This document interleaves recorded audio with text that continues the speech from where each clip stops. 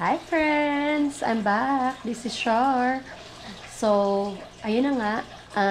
This is my part 2 para sa aking journey to my green card application. So, today we will talk about my form I-130 petition for alien relative. So, supposed to be yung husband mo yung magpa-process nito, pero since napaka-helpful ng hubby ko. So, ako talaga yung nag-gather ng all documents. Pero, of course, yung support nandyan, kasama ng family niya. So, yun yung, that's all it matters, diba? So, pinila pa niya yung mga forms. Actually, ako din nag-fill up ng forms. Ang ginawa niya lang talaga nag-sign since I know every details sa asawa ko. So, pina-double check ko na lang. So,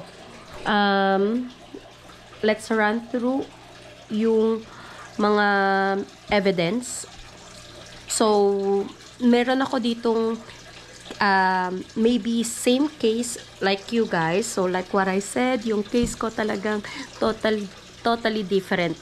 So, let's start first to my I-130. Baka may same case kayo na katulad sa akin. So, baka makatulong po. So, ito nga, yung cover letter ko for my I-130. So, napakadami niya. So, hanggang Roman. So, kinategorize ko siya hanggang by Roman numeral. Tapos, under ng Roman numeral, meron ako mga exhibit A, B, C.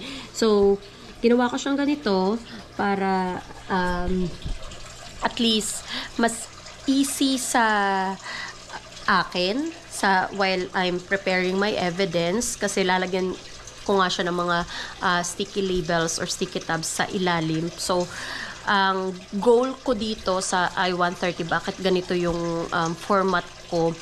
Kasi I want to make sure na mas mapapadali sa akin at ganun din sa immigration officer na titingin ng forms ko ng I-130. So, importante para sa akin, highly recommended na magkaroon kayo ng sticky tabs sa ilalim. So, kung ano yung nakalagay dun sa sticky tabs nyo, yun din yung nakalagay dun sa cover letter nyo. Kaya, meron ako mga nakalagay na Exhibit A, B, C. So, sa ilalim ng sticky tabs ko, may nakalagay na, for example, yung form. Nakalagay, Exhibit A, complete and signed form ng petition for alien relatives. Tapos, ayun, completed and signed form ng mga forms ko. Tapos, ayun na nga, i-check natin one by one.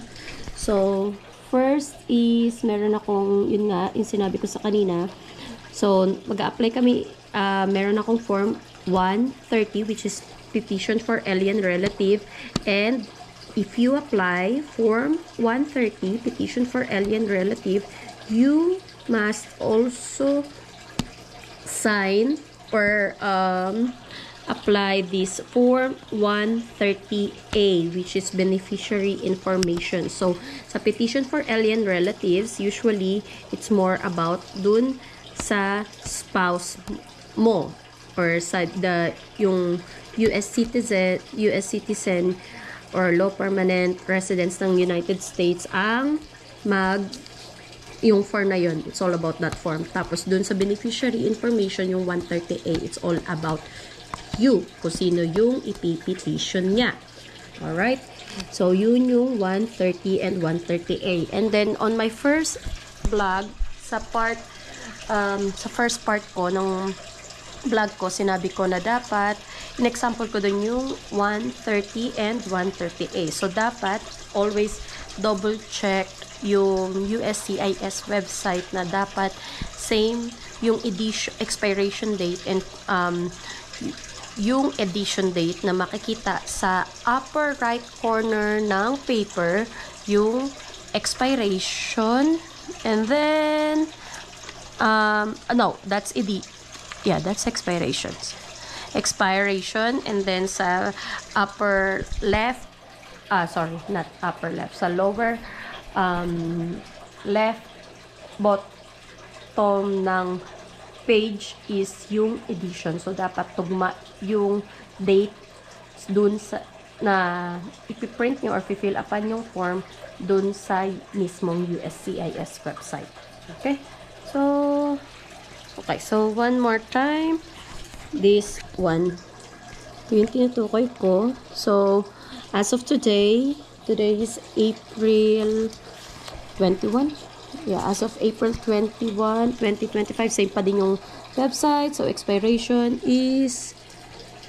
expires Feb 28, 2027. Then, meron siyang edition date ng April 1, 2024. So, once again, double check na kailangan kapag nag-print kayo ng paper, nandito yung hindi siya putol, yung edition nandyan. Tapos, yan yung nakalagay na Form I-130. Tapos, may yung barcode. Tapos, page 1 to 12. So, make sure lahat ng pages ay nandoon. So, 1, 2, 12, etc., etc. So, hanggang last page nandyan. So, and don't forget to sign. Kasi hindi tatanggapin ng USCIS yung form mo kung walang sign. So, make sure double check kung sino yung magsasign. Kung yung petitioner ba or yung beneficiary. Okay? So, now, let's move on sa my proof of petitioner status or US citizenship. So, actually, dapat kahit isa lang.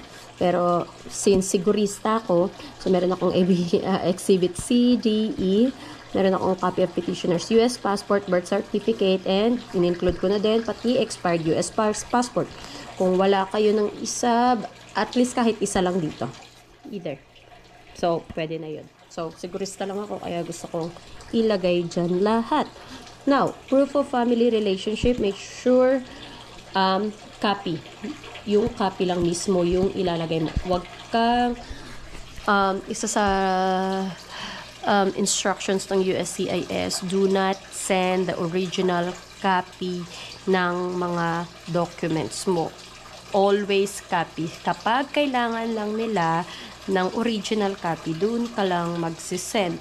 Kasi lahat ng isisend mo sa kanila is parang babasura na nila once it's like approved or kasi isa-scan nila yon, tapos yun na, i-destroy na nila yung evidence. So make sure only copy. Okay? So that's why it says copy of petitioner. So now let's move on sa proof of bona fide marriage na meron akong from exhibit G until Q.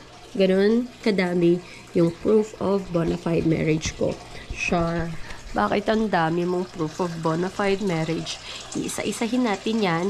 So, ang ginawa ko kasi, chinek ko muna kung ano yung mga instructions or requirements ng USCIS. Tapos, nandun naman nakalagay doon sa website kung ano yung required evidence na kailangan nila. So, ito yung nilagay ko. Halos lahat ito yung nilagay ko. So, bali yung photographs lang actually yung medyo nagpadami. Kasi nga, marami, since 2018, magkakilala kung paano, how my husband and I, how we started. So, nilagay ko dito kung paano, yun nga, from 2018 to 2025. Well, actually, ang sabi ng ibang mga nagba-vlog, ibang mga vlogger na hindi mo kailangan magpasa ng maraming photos kasi nga baka matabunan yung mga ibang evidence ng kasi hindi naman talaga yung photos yung magpapatunay ng proof of bona fide marriage nyo.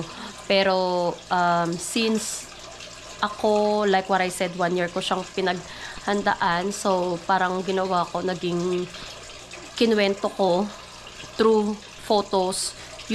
Siyempre, merong mga captions yun, yung every photos ko, kung paano kami nag-start, tapos pandemic, tapos kung paano ako nag-stay sa US ng 1 year. So, we'll talk about that also na I managed to stay in the US for almost a year. Yes, tapos nilagay ko na yan dito sa my bona fide marriage ko. Tapos, trips and vacations. So like what I said, since I love traveling, so marami kaming mga trips or vacations na kasama, kami magkasama. So, nilagay ko dun, in-include ko yung flight details, etc., etc. So, we'll go through there, but yeah, we'll start first to the Exhibit G, which is, Exhibit G ko, it says, letter from Dustin, which is, yan yung name ng husband ko, and Charlene, confirming joint residence. Alright, so, bakit yung may Exhibit G na, tapos meron pang mga bullet point doon sa ilalim ng Exhibit G? Kasi nga, yung case namin, so ito na, baka same tayo ng case also. So, my husband and I, we are very fortunate enough na tumira dito sa parents niya. So, we are not paying any rents, utility bills. Ooh, sure, ang swerte nyo naman. No, it's just because they never oblige us to pay any rents or utility bills. It's because we barely home. So, hindi kami laging so like what I said in my first video, nagbabarko kami. So, bihira lang talaga kaming magstay. So, that's why they never, it's like a vacations for us staying here, but we consider this as our permanent home address. So, ayun na nga. So, since hindi kami nagbabayad ng renta tsaka ng utilities, so like kuryente, tubig, mga ganon, ang actually binabayaran lang namin phone bill, pero naka-under pa din kami dun sa tatay niya. So, nagbabayad kami sa tatay niya ng phone bill namin. Tapos, ayun lang. So, which is very helpful talaga sa case namin. So, baka meron kayong ganito din na hindi kayo nagbabayad ng renta.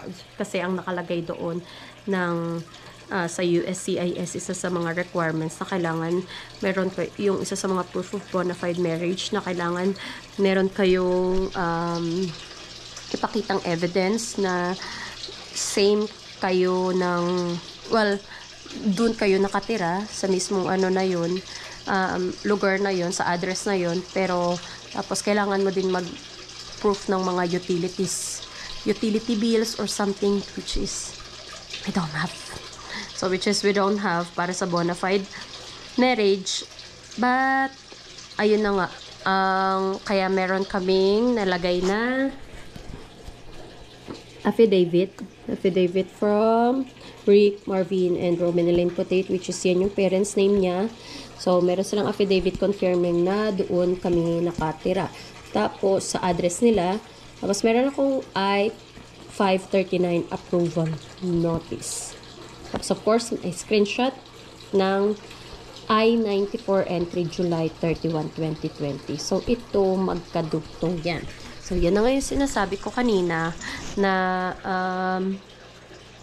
during pandemic, way back 2020, I flew here in Kentucky, July 30, 2020. Then, I arrived July 31. My port of entry is Chicago, July 31, 2020. So, that's pandemic. I'm very fortunate enough na isa ako sa mga nakaalis na tourist sa Pilipinas. Tapos, like, as soon as na sinabi nila na, pwede nang umalis yung mga, tourist visa, then, right away, nag-book yung husband ko. That time, ko pa lang kami. Boyfriend and girlfriend were not even engaged yet. Tapos, nag-book siya. And then, after a week, sinara na naman nila. Bawal ka na namang umalis. Yung mga tourist, bawal na namang umalis kasi umakyat na naman yung kaso ng COVID-19. So, buti na lang talaga. Nakapag-book agad yung asawa ko. So, nakapag-fly ako paalis ng Pilipinas. I think yung sinabi kong na yun, na magpa-process kami ng papers ko. Kasi we're both engaged na nga. Sinabi ko na engaged na kami nung time na yun. Para makaalis ba ako or something. Kasi nga, hindi namin alam kung gano'ng katagal tong pandemic na to. And that time, hindi na gano'ng ka-strict yung US. Pwede ka nang nakakalabas na yung mga tao, tapos pwede na mag-dine in sa restaurant. Pero dun sa Pilipinas, nung time na yun, kulong talaga lahat. Bawal kang lumabas. 'Di ba? So, thank God na lang talaga na nakaalis ako nung time na yun. Pero, nung nilagay ako doon sa port of entry, ay nako, nilagay ako sa isang room nung time na yun. Nilagay ako sa isang room sa Chicago, lahat ng mga arrival ng immigrants. Tapos, meron pa doon, natakot ako kasi may isang case na may lalaki doon, may babae, I think babae siya. Oo, babae. Tapos tinatanong siya kung anong proof na nakarating ka na dito sa US, blah blah blah. I think I'm not really sure kung ano yung kung saang bansa siya. Pero ayun na nga, hindi siya makakuha kasi nang hingi ng proof na nakarating na siya ng US, tapos anong gagawin mo dito. So basically yun yung mga tanong ng immigration. Tapos or pati yung return ticket mo. So, hindi siya nakapag-provide ng pictures na nanggaling na siya sa US. Kasi ang sabi niya, nanggaling na siya sa US. So, kahit dun isang photo, wala siyang maipakita na galing na siya sa US. So, ang ginawa ng pinadeport siya, hindi siya pinapasok ng US. So, kinakabahan na ako nung time na yun. Kasi nga, first time kong gamitin yung B2 visa ko. So, sinwerte din ako nung pagkuha ko ng B2 visa kasi yun din mismo yung taon na nakakuha ako ng B2 visa. February 2 or 3. No. February 27 ako nakakuha ng B2 visa. Tapos nag-pandemic, 'di ba? March nagsimula yung pandemic. So sinwerte ako, nakakuha talaga ako ng B2 visa. Tapos 10 years validity pa. So 2030 ang expiration ng B2 visa ko. So parang lahat sa yung timeline ba. So thankful na din talaga ako na ganun. So pero ayun na nga, nung time ko na, it's my turn. So kasi nga 'di ba sabi ko seafarer kami, tapos so dahil my husband and I nung time na yon, boyfriend and girlfriend kami. So pinipicturan, parang ginagawa kaming model ng mga photographers on board. Tapos it looks like that we're married or something, or like a photo shoot, engagement photo shoots. But yeah, we considered it is it doesn't mean kasi na kung engaged ka, kailangan meron kang talagang proposals or something. So but it looks like a proposal engagement. So sinabi ko dun sa USCIS na engaged na kami. Tapos meron akong ring nun sa ko. Tapos nakita niya yung photos. Actually, ang sabi niya muna, ang mga tanong niya pala sa akin, kung may return ticket na ako papinas, so meron na. And then tapos sabi niya, how long you've been together with your fiancé? Sabi ko, since 2019, nag-meet kami kasi noong time na yun, 2020. So basically, 2 years lang kami magkakilala, tapos na-engage na. Pero minsan nga dito sa kanila, wala pang 1 buwan, kasal na. Tapos, so, ayun, yung tinanong. Tapos, actually, binigyan niya ako ng form kung pwede bang makita yung cellphone ko. Kinabahan ako. Kasi una, ang tanong niya kasi, bakit, kung restricted na ba yung traveling sa Pilipinas. Sabi ko, oo, kasi parang nag-open and then suddenly kinlose, pero nakabili na kaagad yung ticket yung husband ko. Tapos ang sabi doon sa batas, ay doon sa Philippines, na kapag nakabili ka na ng ticket within this time period, pwede ka pa ring lumabas ng bansa. So ayun ang ipinakita ko. So talagang hinighlight ko yun. Grabe din yung process nun talaga. Pinrint ko yung paper na pwede kang makalabas ng bansa para wala. Kasi ang dami nun na, na hindi napapaalis. May ticket ka tapos hindi ka pa pinapaalis sa Pilipinas. So nakalusot ako nun, thank God. Tapos bigla namang dito sa Chicago. So pati kahit sila, alam nila yung band restrictions nung time na yung 2020. Tapos inano nila ako, di ba, ang dami kong kwento para alam nyo kung bakit meron akong I-539. Tapos, ayun na nga, ang sabi ng immigration officer, binigyan niya ako ng form kung pwedeng i-check yung phone. So, diba? So, basically, they have all the right to check your phones, your personal phones, kasi may papakita silang form sa'yo na, pwede nilang imbestigahan. Tapos, chinek niya. I'm not sure kung ano yung chinek niya, pero siguro nag-check din siya ng messenger or something through our message proof na talagang legal yung entry ko. Tapos, ayun, biglang chinek niya din kung ano yung papers na hawak ko, etc. Yung return flight. Akala ko nga i-check pati buong bagahe ko eh. Pero anyway, it's safe naman lahat. Tapos, ayun na nga, ang sinabi ni officer na I believe na nagsasabi ka ng totoo. No, syempre, totoo naman. Diba? Kasi based dun sa ano. Tapos, ayun, welcome to the United States. Pero, hinatakan niya ng limited stay yung passport ko. At doon ako problema. So, 3 months lang. So, sabi ko nung hingi ako ng palugit, pwede bang gawin niya 6 months? Sabi niya, bakit? Kasi, gusto kong mag-spend ng more time dito sa fiancé ko kasi nga magpa-process kami ng ganito, ganyan, ng papers, etc. Tapos ang sabi niya, no, I can't do that kasi ang return ticket mo hanggang October lang. Sabi ko, pwede ko naman siyang i-adjust or parang i-adjust yung ticket. Sabi niya, nope, kasi yun lang. So, nilagay niya limited stay. Tapos, ayun na, so, darating na yung October. Wala pang October, August pa lang. September pa lang. Sabi ko, gusto pa magstay kasi 3 months. Para ang bilis ng panahon na yun. Tapos, wala naman akong gagawin sa Pilipinas. So, yung ticket na nabili namin, pwede kang mag-rebook ng ticket. Thanks to Qatar. So, ang dami kong rebooking ng ticket nun. Nagpabook ako sa Qatar ng time na yun. Mahal ang ticket. $1,000 yung time na yun. From Philippines to Naiya to Kentucky. No, Nashville. Tapos, ayun na nga. So, pwede kong i-rebook yung ticket ko good for 1 year. So, pwede keep on rebooking. So, sabi ko 3 months, gusto kong mag-spend ng Christmas kasama yung husband ko nga ngayon. Tapos, yung ma-experience yung snow, parang ganun. So, ang ginawa ko, dito na pumasok. Kasi since limited stay, so I did my research again. So, that's the time I have my online account sa USCIS. Kasi, we applied the I-539 approval notice. Ito yung para makapag-extend ako ng stay ko dito sa US. So, nag-apply kami through online. So, meron ding biometrics yan. And then, ayun yung process ko. Nag-I-539. Nung that time, napakabait pa ng mga immigrations. Pwede mo pa siyang tawagan sa cellphone. Ngayon, hindi mo na sila matawagan. Si Emma na lang ang kakausap sa'yo.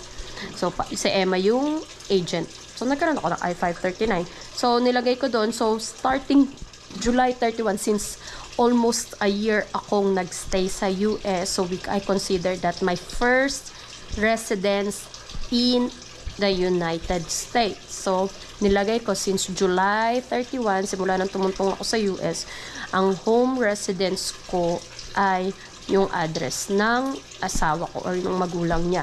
So, 2020. So, naglagay ako nung letter.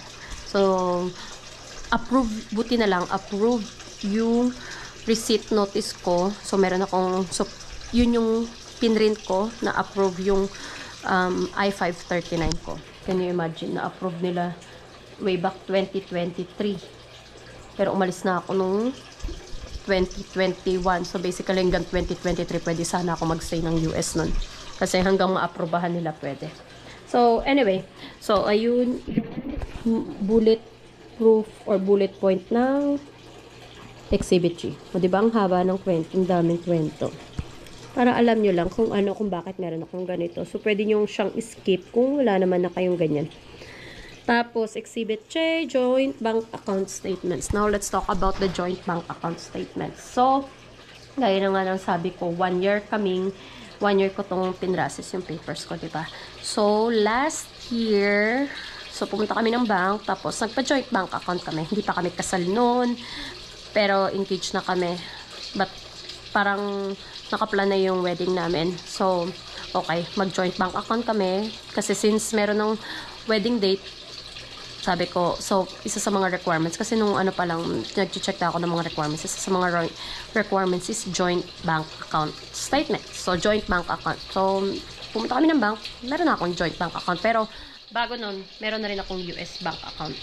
Bago pa maging kami or nung way back 2020, meron na akong US bank account. Pero ayun na nga, joint bank account. So, very, very important. Pero ang sabi nga nila, ng ibang mga vlogger, red flag yung magpapasa ka ng green card. Kunyari, ngayong June 2025, magpapasa ka ng green card, tapos nagpa-bank account statement ka May 2025. Parang 1 month bago ka mag-process just to, make sure, not red flag, sorry, just para lang masabi na meron kang joint bank account. Pero sabi daw hindi nila i-consider yun kasi parang just for the sake of evidence nagpa-bank account. Pero actually, sabi lang nila yon, pero we never know kung malay mo naman i-consider ng immigrations. Pero kung hindi ka naman nagmamadali sa application mo, mag-apply na kayo, then para meron kang at least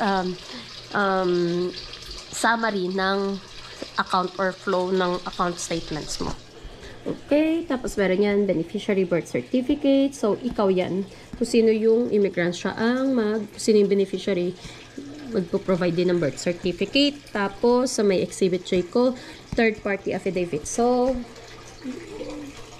bullet point. 1, 2, 3, 4. So, dyan, again, sa affidavit, hindi nakalagay, hindi naka-indicate kung gaano kadami nung affidavits ang ilalagay or parang ang ipapasa mo.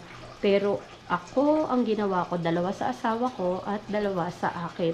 Tapos, take note, meron doon sa instruction nun ng affidavit na, ganito yung format ng affidavit ko.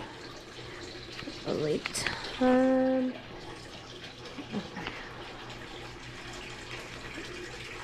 Here we go. So, ang format ng affidavit ko, sa ilalim, kailangan may nakalagay ng business according to the USCIS, ha? Sa ilalim, dapat ang nakalagay sa affidavit ay yung, give me a second, let me pull out this one.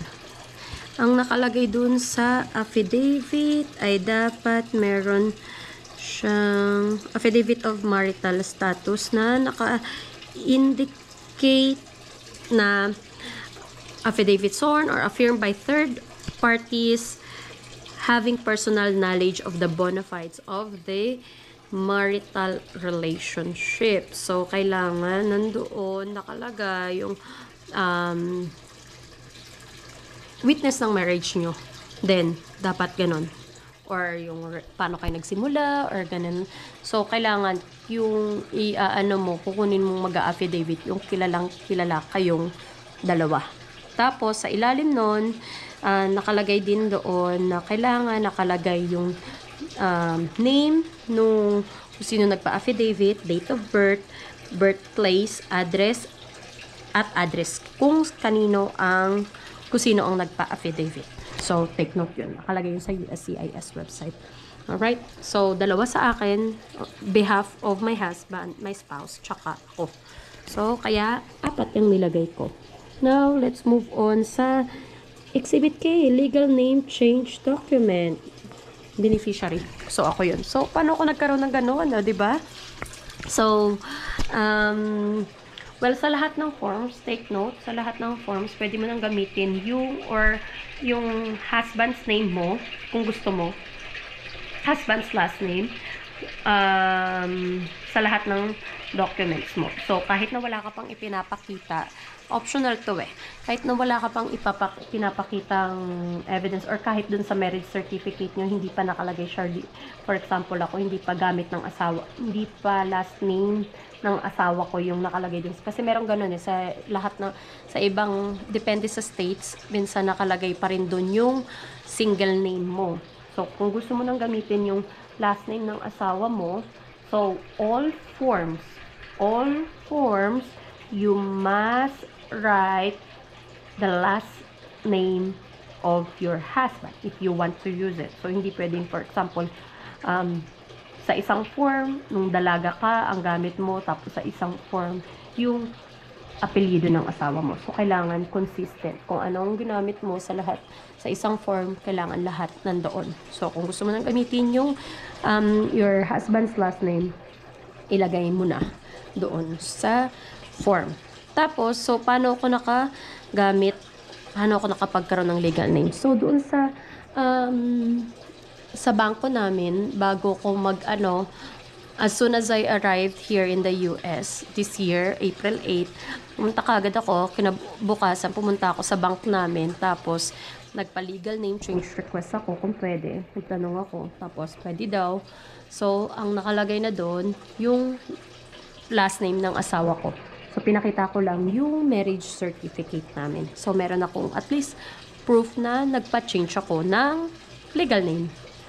Kahit na wala pa, kahit hindi na nakalagay sa birth certificate ko.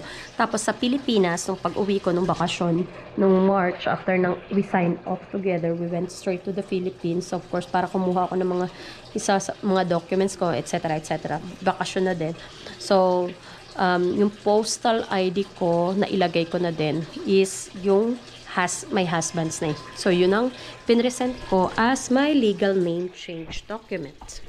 Alright. So, now, meron ako ditong nakalagay na Exhibit L, Letter of Explanation for Joint Filing.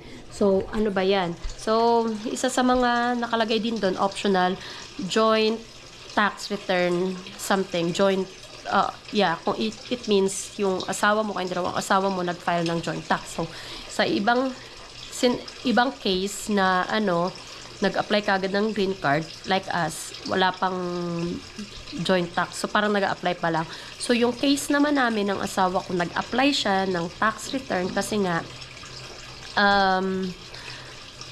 ako ay nagtatrabaho ako, diba, nasabi ko doon sa first video ko na we're working sa passenger cruise ship. Tapos, yung passenger cruise ship, yung may-ari is US. Tapos, ang address din nila is based in the US. So, I'm earning dollars. So, nagtanong kami sa tax ng advisor.